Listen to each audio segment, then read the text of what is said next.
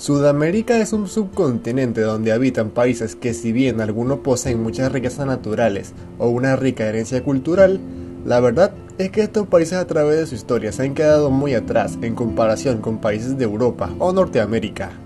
Si bien han habido excepciones, como Chile después de la Guerra del Pacífico, Argentina luego de la caída de Rosas o Brasil durante el reinado de Pedro II, la verdad es que la mayoría del tiempo Sudamérica ha estado sumida en guerras civiles, revoluciones, golpes de estado, intervenciones extranjeras, entre otros.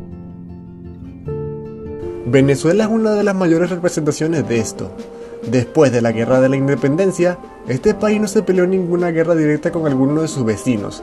En su lugar, tuvo muchos conflictos internos entre bipartidistas, como liberales y conservadores, o federales y centralistas, en donde poco a poco se fue perdiendo mucho territorio y población, dejando atrás muchas oportunidades para estabilizarse y crecer como nación.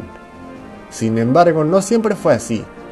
En sus más de 200 años de independencia, para ser más exactos, en 1952, el general Marcos Pérez Jiménez gobernó de manera autoritaria el país. Durante esta época, Venezuela logró estabilizarse y alcanzar no solo un crecimiento económico bestial, que dejó atrás a otros grandes de la época como Brasil o el Reino Unido, sino también una potente modernización de las Fuerzas Armadas y una mejora masiva en la infraestructura del país, y todo esto en tan solo 6 años de gobierno. Este crecimiento hoy en día ha dejado con la boca abierta a más de un apasionado por la historia, y nos ha hecho preguntarnos cómo lo hizo, qué políticas usó Pérez Jiménez, o mejor todavía, ¿se puede volver a replicar dicho crecimiento no solo en Venezuela, sino en cualquier otro país hoy en día? Pues el día de hoy te voy a hablar sobre el milagro económico venezolano de los años 50. Antes de empezar a profundizar en el tema, hay que aclarar una cosa, y es que cuando Pérez Jiménez asumió de facto el poder en 1952, ya Venezuela se encontraba en una situación estable, así que también sería erróneo darle el 100% del mérito únicamente a Pérez Jiménez. Para entender el milagro económico venezolano, hay que analizar 3 presidencias clave antes de Pérez Jiménez. La primera del general Juan Vicente Gómez, quien gobernó de manera autoritaria Venezuela por casi 30 años. Pacificó por completo el país, estabilizó la economía y trajo mucha inversión extranjera.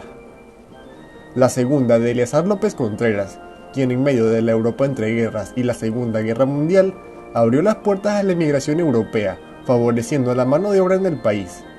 Y la tercera de Isaías Medina Angarita, quien logró muchos avances en la educación, la salud y el campo laboral en el país.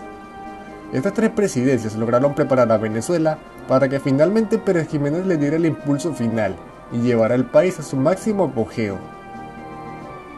Hablando brevemente de este personaje, Marcos Pérez Jiménez fue un político y militar venezolano nacido en el estado Táchira, cerca de Colombia. Durante su juventud estuvo en una escuela militar peruana. Fue profundamente nacionalista y de extrema derecha. Fue apoyado por los Estados Unidos en el marco de la Operación Cóndor de Henry Kissinger, así que durante su gobierno se rompieron las relaciones con la Unión Soviética y hubo persecución de comunistas en el país.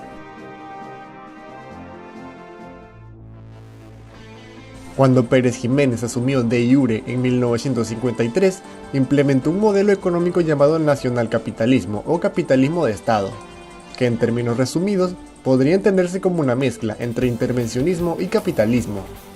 Durante la administración perejimenista, el Estado tenía control de plantas de energía eléctrica, industrias textiles, plantas de aceite vegetal, plantaciones y refinerías de azúcar, granjas, minas de carbón, hierro y diamante, silos, ganado para carne y leche, plantas pasteurizadoras de leche y empresas de pescado enlatado. Y todas estas empresas eran administradas bajo un estricto modelo capitalista, lo que garantizaba que estas funcionaran a su máximo rendimiento. También, el Estado venezolano era un importante accionista de cadenas hoteleras como Sheraton, lo que les hacía poder sacar más provecho del turismo en el país. En resumen, el mayor empresario de toda Venezuela era el Estado venezolano. La mayoría de las empresas privadas que habían en el país, que eran minoría en comparación con las empresas del Estado, eran transnacionales estadounidenses. A nivel internacional, el mundo se hallaba devastado por la Segunda Guerra Mundial y la Guerra Fría, y Venezuela, al salir ileso de dichos conflictos, la tuvo muy fácil en sobresalir con respecto a los demás países del mundo. Una industria que tuvo mucho papel en el milagro económico venezolano fue la industria petrolera. La principal empresa encargada de la extracción de petróleo en el país era la estadounidense Creole Petroleum Corporation. Debido a una burbuja económica causada principalmente por la Guerra de Corea al final de 1950, llevó a la extracción de petróleo venezolano a 2.77 millones de barriles diarios, cotizados a $2,65 cada uno, convirtiéndose a Venezuela en el país con el crecimiento económico más acelerado de todo el hemisferio occidental. En este periodo el punto más alto de la inflación venezolana fue de 1,4% y el bolívar venezolano llegó a valer 3.35 bolívares por dólar, llegando a su valor más alto en toda la historia. La población siempre fue un problema para Venezuela.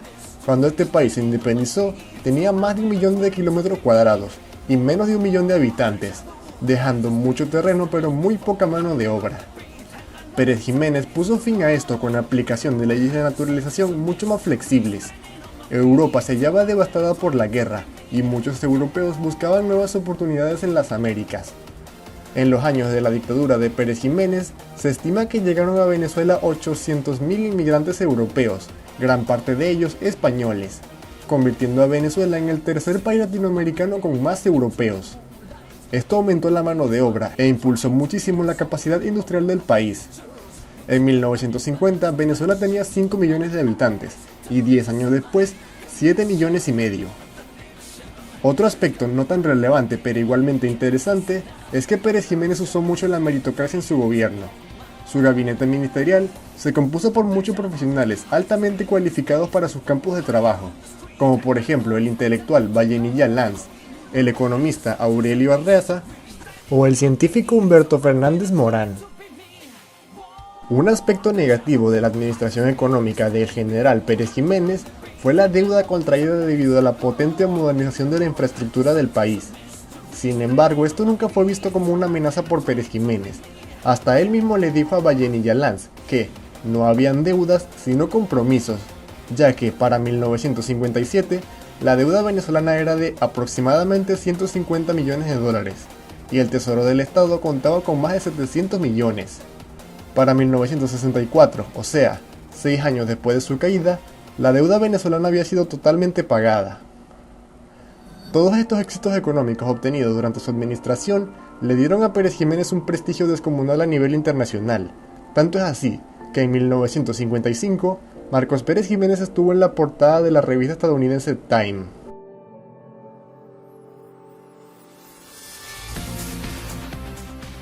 ¿Cuál es tu opinión acerca de este personaje histórico? ¿Lo consideras alguien bueno, neutral o malo? Deja tu opinión en la encuesta en la parte superior o en los comentarios en la parte inferior. Si el video te gustó, por favor, dale like y suscríbete. Comparte este video con tus amigos y hasta la próxima.